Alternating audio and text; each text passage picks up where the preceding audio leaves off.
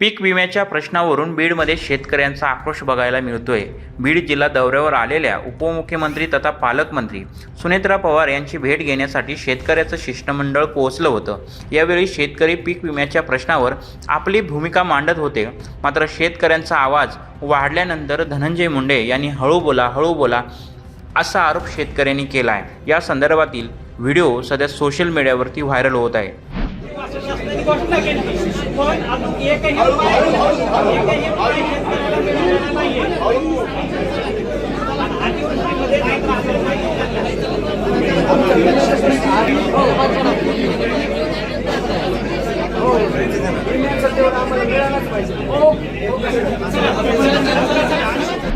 दरम्यान धनंजय मुंडेंनी आपल्याला बोलण्यापासून रोखल्याचा आरोप देखील शेतकऱ्यांनी केला आहे। तसंच आम्हाला हळू बोलायला सांगणाऱ्या धनंजय मुंडेंनी आमचा आवाज का उठवला नाही असा सवाल देखील शेतकऱ्यांनी उपस्थित केला आहे। महाराष्ट्राच्या उपमुख्यमंत्री सुनेत्राताई बीडमध्ये आले असताना आम्ही बीड जिल्ह्यातील शेतकऱ्याला पीक विमा का मिळाला नाही, सरकारने घोषणा करूनही पीक विमा मिळाला नाही असं बोलत असताना धनुभाऊने आवाज दाबण्याचा जो प्रयत्न केलेला आहे तो अतिशय दुर्दैवी आहे।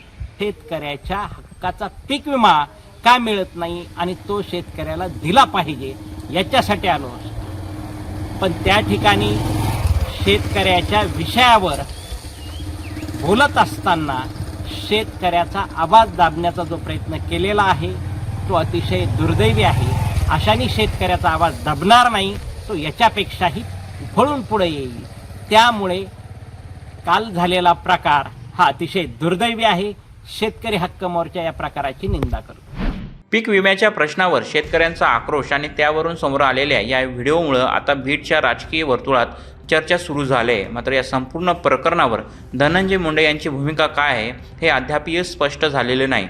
दरम्यान शेतकऱ्यांचा हा आरोप आणि व्हायरल व्हिडिओ यामुळे पीक विम्याचा प्रश्न पुन्हा एकदा ऐरणीवरती आला आहे। महाराष्ट्रातील सर्व बातम्यांचे विश्वासार्ह व्यासपीठ,